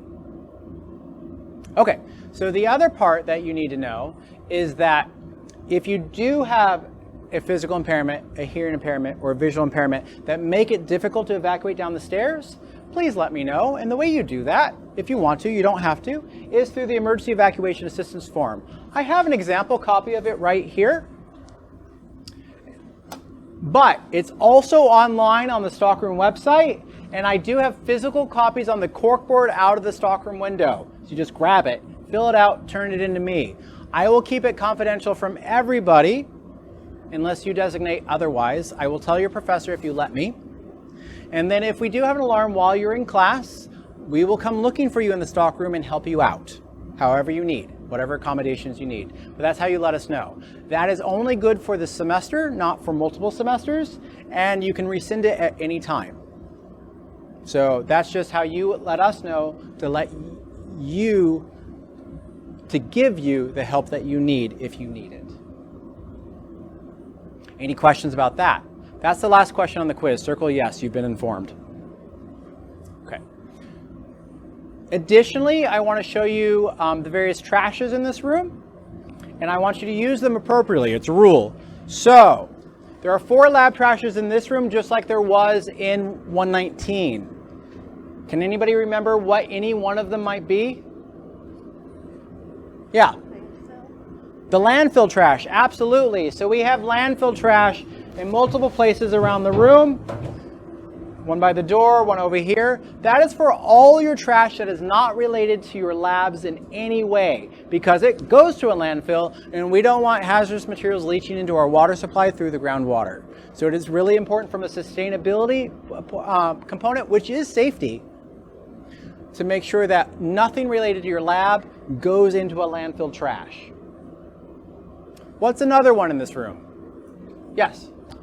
Glass trash. Glass trash is currently right here. It actually belongs right over there where the camera is right now. But glass trash is for all your glass waste. If you put other things in here, it has to physically potentially be picked out. And if somebody cuts themselves on chemically contaminated glass, that's a hospital visit. And that will lower your letter grade if somebody catches you doing that. If we can't figure out who's doing that, everybody's grade gets lowered because it's a group responsibility. Because 1, sustainability, 2, health and safety of the other people in the room. It's not a big room. Don't be in a hurry. Put things where it belongs. Glass only here. So for today, for example, if you find broken glass in your drawer when you're checking in, sorry, that sucks. Go ahead and throw it away into the glass trash and then go grab a new one from the stockroom. It's free today. We'll talk about that. But don't come bring it to us in the stockroom to show us. We believe you. It's a weapon in the hallway. Just goes over here, glass trash. What's another trash in this room? Yes? The chemical waste, did you say? Yeah. The chemical waste? Absolutely. The chemical waste is the most important one, and you're going to be learning a few new steps this semester that you didn't learn your first year with us, and that's going to be over here. Your professor will have it up. Let's see, let's grab a fresh one. Your professor will have their name on it right here, and it will be in here, and they will have you fill it as they ask you to, and they'll have you document what you do as they ask you to. Some of your LIs in 119 did various things. Some of them used little slips. They actually learned that in this room and then forwarded it to you. So those of you who've done that before, that's a heads up. You've done it before. For those of you who haven't, that's what we're going to be doing this year is slips. Your professor will be teaching more about that, because hazardous waste is regulated by both the federal and state agencies, and they're important. So they'll spend more time talking about that to make sure that you have those foundations of documenting what goes into our hazardous waste. Super important, because you don't want to put things down the sink unless your professor specifically says you can, because again, we don't want things going into our water supply to end up in Lake Ontario to cause algal blooms or worse. All right. So then what's the last one in this room? Does anybody remember what the last waste stream is? Yes. The lab trash. So the lab trash in this room is this red bucket, and it is for all your chemically contaminated waste. So what that means is that if you have filter paper that has chemicals on it, you would scrape those chemicals into the chemical waste, and then the filter paper itself goes into the lab trash. Your paper towels that you use to clean up your stations that we just did, I saw a lot of you throw them away into the landfill trash. Don't do that. They are potentially chemically contaminated. They go into a lab trash. Your gloves go into the lab trash because they're always potentially contaminated. You don't wear gloves out in the hallway because of the cross-contamination issues, right? Grab that door handle, it's now contaminated. Everybody out there is now contaminated. So your gloves, dirty or clean, go in here into the lab trash. So you have your landfill trash, your glass trash, your chemical waste container, and your lab trash. Any questions about any of those 4 things? Okay, you do have 4 sinks in this room, there, and there. There's soap and water and bicarbonate next to every single one of those things, and they'll be helpful for all kinds of stuff. You will be having your own paired hoods, so 2 people per hood maximum, and you'll be assigned one. They're really important to also start cleaning once you get in the habit. So every day you come in, just like we started today, wipe up your station, because chemicals and your glassware in your drawer never belongs here. This is where your arms and your papers are, right? So chemicals and glassware never belong on your stations. So wipe this up first, just in case somebody accidentally made a mistake. And then also wipe up your hood before you get started. It will have gear in it, but you'll want to wipe up because it's only as clean as the last person left it. And it's kind of like, you know, that person who's in charge in your suite of doing dishes. Are those dishes clean? Is that room clean? I don't know, but you know, moldy, dirty bits on your dishes are not going to be necessarily as harmful as some of the things that might be on this desk. So wipe up your stations, wipe up your hoods before you start. These hoods should not be raised past the stopping point. Did you hear that?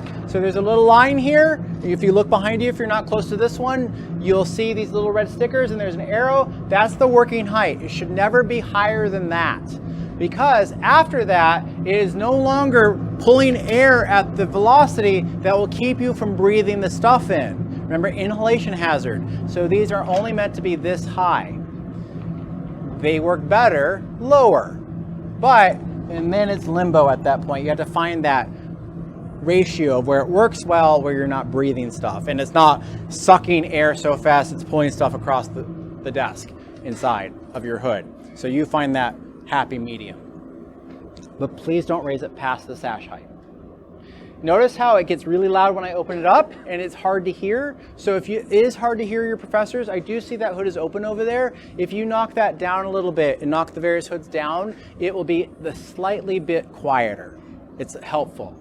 So pull the hoods all the way down and it is a little quieter. You still get some sound, but it's not nearly as resonant.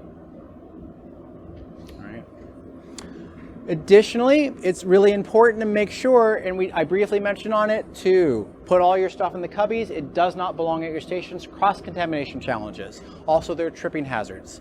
If you are working with your drawers, keep them closed when you're not using them because of tripping hazards. I am going to have you, the camera's not going to be able to follow me, but I am going to have you stand up really quick. We're almost at the end, and I want to show you 2 more major facilities issues. If you have problems, please don't take your goggles off in the room. Do it out there. If they're really foggy, come talk to me. I actually have a lot of gear that will help prevent that, but it's a cumulative process and I can't do it before class starts because it's alcohol-based, it will burn your eyes. So what will happen is if you do need something, or you can buy it online, goggle defogger, I'll pour it over your goggles. It has to dry in and it leaves a little film when it dries in, and then it'll be better the next time. And the more films, the better. So it takes a couple times for some of you if you happen to be copious sweaters. So if you have that problem, come talk to me. I'll start to help you out, but I can't make it an immediate fix, I'm sorry. The other thing is, if the worst does happen and you do get something in your eyes, you might need to use an eye wash. So there are 2 eye washes in this room and they're both back here. The easiest one to use is this one right here. And so if you need this one, you grab this, pull it down, and as you see, it turns right on. From the video, for those of you who watched it recently, or from those of you who remember from 119, how many minutes do you need to be in an eye wash for it to be most effective? Yes, 15 minutes. It takes that long to mechanically, chemically, and osmotically get stuff out of your eyes. So it's going to be important to be in there for a while. Now, also when you're in there, if you happen to be wearing contacts, they're going to go away. You do not need to rip them out. That can do more damage. Let the water do it for you. And for it to work properly, and I'm going to have you all do this with me, I want you to hold your eyes open. So go ahead and hold your eyes open. And now, you only get to do this once. Roll your eyes at me. You're going to need to do that for 15 minutes because you want that water to slosh around you. Remember, this is organic chemistry. A lot of the chemicals that we're using are not water soluble. They're lipid soluble, which is what all this is made out of, this big body bag of mine. So it's going to be important to take that time for the mechanical action of the water going over your eyes to work. 15 minutes. Now, It's kind of like at home. And I'm on camera, so I'm not going to do too much of the joke. But most of you are familiar with the concept of having to hold somebody's hair back at some point in your lives because, you know, your kid's sibling's sick. And it's very similar here. You might have to get somebody started to help them because you're the first person to see them hurt. Because if you are like, hey, Professor Duran, that person's still burning, right? And so if you're the first person, you're often the lab partner, and you see them hurt, pull them to where they need to go. That might be an eye wash. Get them started. Start supporting them by patting them on the back, telling them it's going to be okay. While if you're the second person to see somebody hurt, and you know you're the second person because somebody's helping them now, you're going to Professor Duran, and you're coming to me. And how do you do both simultaneously? Because everybody else is the second person. Nobody else should be doing their work. Everybody else should be making sure that they're responding to that person. Don't crowd that person. Only one person needs to do that, and the responsible people like Professor Duran and myself, or Nick. But the rest of you are making sure that somebody is being communicated with who's in charge, right? Because the person talking to Professor Duran might be talking about the weather. You don't know. And so you have to get that moving. And if somebody's talking to Professor Duran, somebody else is coming to me because I'm going to take a minute because I need to call UPD and emergency personnel to get them coming before I even assess the situation because I don't want that delay, right? So the sooner somebody gets to me, the better for everybody involved. Now, I don't tell you this to scare you. I have never seen the eye wash used at this institution in the 12 years I've been here, because everybody's always worn goggles. But I have seen 3 incidents where they would have had some bad times if they hadn't been wearing goggles. So that's why goggles are so important. And that's why when I walk into 119, you hear me yelling about goggles, right? Because I know what's bad, but you don't yet. You're just like, he's being mean. And I'm like, no, I'm trying to save your eyes. You just don't know that yet. All right. So same thing about the safety shower. If you ever need a safety shower, you come over here. It's not this thing, it's this thing. I'm not going to pull it. And you pull this down. Water will start dumping on you just like that did, but it comes from there. And how long do you need to be in the safety shower for that to work properly? Same time. 15 minutes, absolutely. Osmotically, chemically, mechanically, getting stuff off of you. But it's kind of like showering at home. Now, I've used a shower twice. Not the real shower, I use that every day. But I've used a safety shower twice in my career. The first time I was a student, and the second time I was a very early professional. The first time I used a safety shower, I wasn't trained. We weren't trained on them. And so I was in our version of Mac Lab, which is analytical chemistry. I was still a student.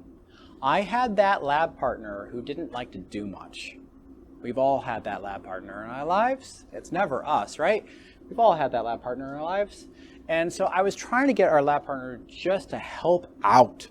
And we weren't supervised because it was an R1 research institution. Professor never showed up.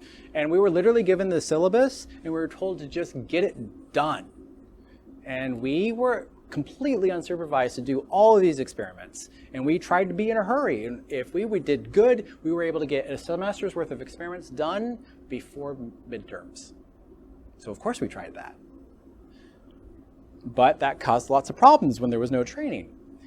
So I was doing this experiment where we were electroplating silver onto these beautiful 1990s dollars, $15,000 platinum electrodes. Wonderful. Should have kept the electrode. No, I shouldn't have kept the electrodes.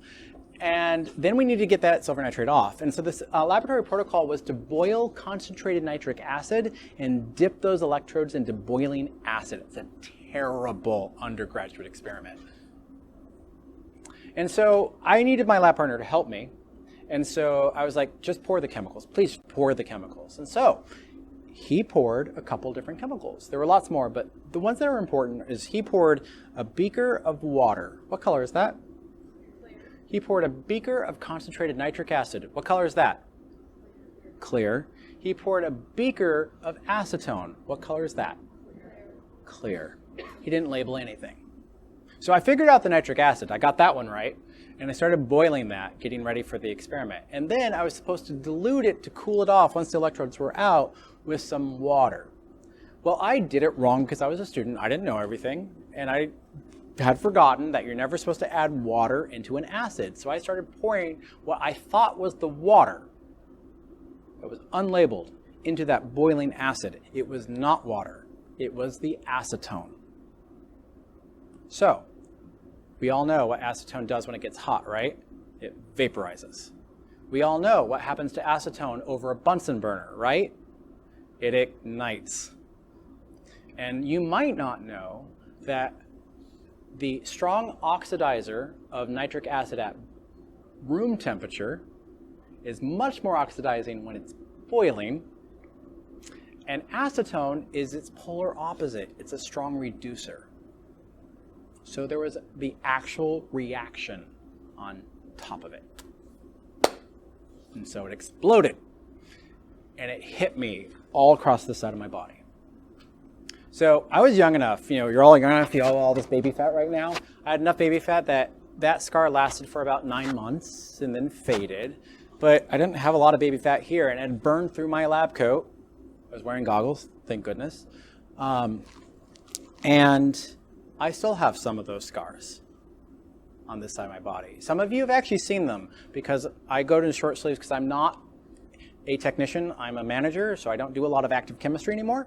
I do a lot of the management of chemistry, and so I will be in short sleeve shirts if I'm not doing active chemistry. And you've seen the tattoo that covers those scars. So, the reason why I have those scars is because I was pulled into a safety shower and they didn't pull off my PPE. And so that water went over my lab coat and activated the acid even more as the acetone was pulling it deeper into my skin. So that's why those scars are so strong. So if you ever need a safety shower, somebody might start stripping you, and that is why. It's one of the reasons why I asked earlier, how many of you are bio majors and bioderivative majors? Because you can help me hand out the pamphlets to those who are not, especially the pre-med majors. You can certainly help me hand out the pamphlets because we all look exactly the same. It's not a big deal. I mean, yes, being hurt is a big deal, but getting naked, not a big deal. We look the same. The second time I used a safety shower, I was actually teaching organic chemistry at the same institution. And it was early in the morning. It was 8 o'clock a.m. We didn't have class at 8:30. We had class at 8. And I had this 6'2" Taekwondo instructor who had just come out of a class the night before. He was exhausted, and he hadn't read the experiment, so he was trying to figure out what was going on. And he was trying to figure it out as he was going along the lab, and we were doing a hydrogenation of methyl oleate experiment. And so it's basically, we were supposed to take concentrated sulfuric acid, pour that over zinc, get a nice slow generation of hydrogen, and that was supposed to bubble through a solution of organic material. And great, it's supposed to be slow, but he wasn't following the procedure. He actually grabbed, instead of the concentrated sulfuric, he grabbed the concentrated hydrochloric. Hydrochloric acid and zinc react very strongly and very vigorously. He realized that because suddenly things were happening in very different ways from all the people around him. And so he took that round bottom flask, which you'll learn about today because you'll get one yourself, and he put a cap on it to try to get it to stop. What did he just make? He made a bomb. But he was a Taekwondo instructor, so it was very strong, and he was holding it down as he held it up to my face when it exploded from all that hydrogen. And so it sprayed us both with concentrated hydrochloric acid. And so I pulled him and me into the shower, stripped us both naked, and I stood in front of my class naked for 15 minutes. Yes. So he stood in front of my class with me for 15 minutes. It sucked. But neither of us scarred. And that's what matters. So if you ever need it, we might start stripping you. That's why. Now, again, I don't tell you these stories to scare you. Because honestly, again, I've never seen the eye wash used at this institution in 13 years. I've never seen the shower used at this institution. That's any department in 13 years. It's very rare. But if you don't know how to use it and you use it wrong, that is bad. And that's why I want to tell you these stories. Because I want you to know how to use it, to contextualize it, so that you use it correctly and not incorrectly should you ever need it, because you're prepared for that emergency. All right?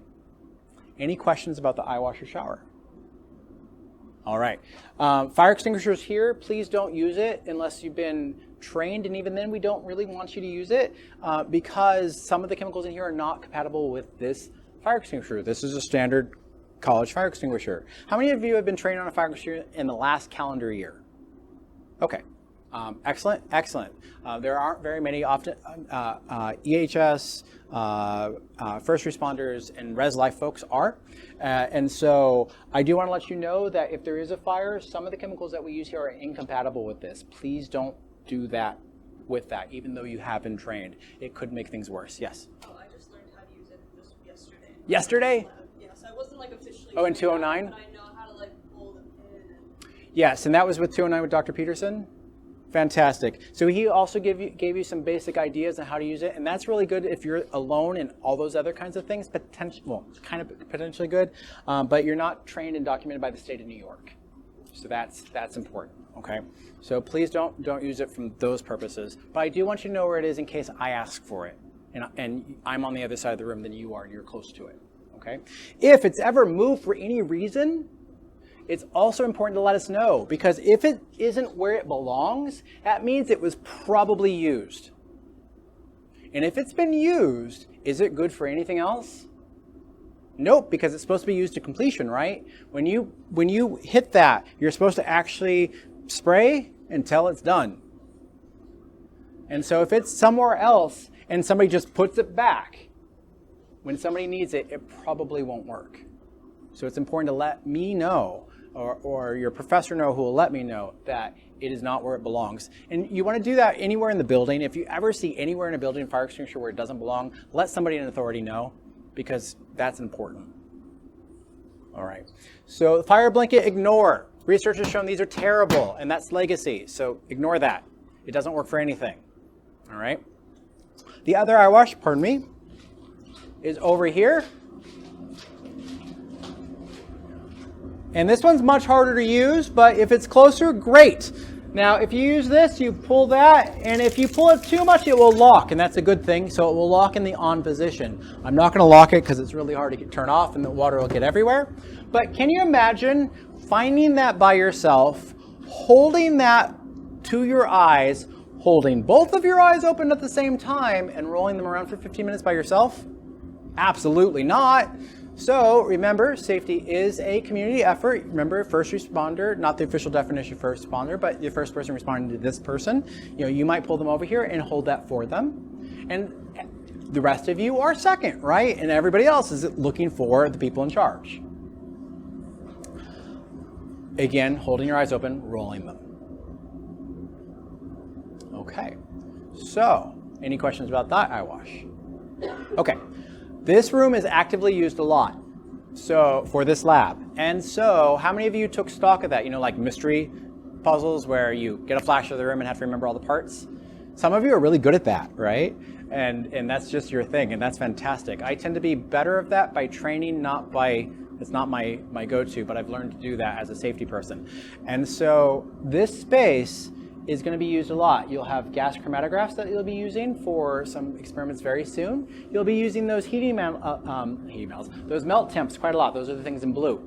You'll be using the infrared spectrophotometry machine right over here. And if something goes wrong in that room and the professor is with you in this room, can they see what's going on? Absolutely not, which is another reason why other people are responding and not ignoring. And same thing vice versa, right? You're in here and the professor's over there. So it is important to do that. If you have a fire, I said don't use that. So what should you do if something starts to burn because you accidentally put a cork ring or a paper towel on a hot plate? We don't use Bunsen burners in this room. You should tell the instructors. You should tell the instructor. You should not try to put it out yourself. It is not your job. A lot of the things we use are 2s and 3s in the flammability. They become conflagration potentials in tight glass spaces. Do not try to put those fires out yourself. Not your job. All right? Please don't. Back up, get away from it, yell fire, we'll start dealing with it. Okay. If you hurt yourself in any way, what should you do as soon as possible? Tell the instructor. Tell the instructor, because your instructor has to be able to deal with that with you to help you, because you may not know all the things. Even reading the SDS, you may not know all the things you need to do to mitigate and minimize the hazards associated with that exposure. You know, what will happen with any injury, paper cut, chemical burn, chemical exposure, glass cut, those kinds of things, your professor will let me know. I will then call UPD. You are not in trouble. That is Geneseo policy. They're the ones who do the accident report forms. If it's minor, we will deal with it. I'll show you where the first aid kit is in a moment. And then I will let you know that UPD has been called. That way it's not a surprise. I'll let your professor know too. And again, if it's minor, they'll call you out for like 5 minutes, do the accident report form, put you back in. No big deal. If it's major, we'll deal with it as necessary. Okay?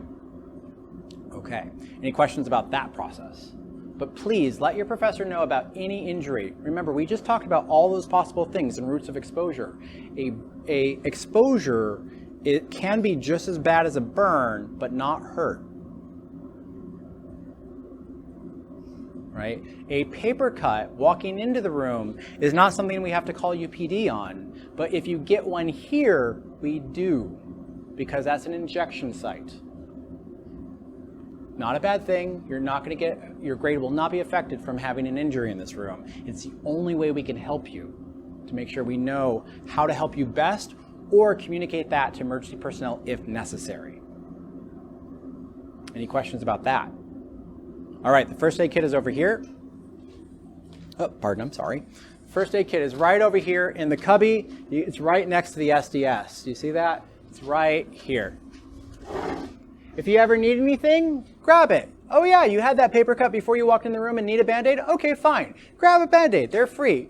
All I ask is that if you use the last one, let me know. I'm not gonna charge you for it, but I wanna know so I can refill them for the next person who needs it. That way it's not a surprise and they go to look for it and it's not there. The only last thing I want you to know in this room is that this is a ring stand. They will mostly be set up in your labs for you, but if you ever need a supplement one, you need an extra one for whatever you're doing, all I ask with these is that you never put them on the floor. Because if you trip over that, that can go right through your body. And that's bad. So these must always be up here on the yellow cabinet or in the hood itself. It should never go on the floor, not even for a second. Okay, because we're nerds. We walk into things and bump into things. You've made it to organic. You are now a certifiable nerd. It makes good money, so congratulations. But we're also disproportionately awkward. So bad things can happen, and that's how we just minimize the risk. All right. Any questions of anything I've talked about thus far? All right, grab a seat.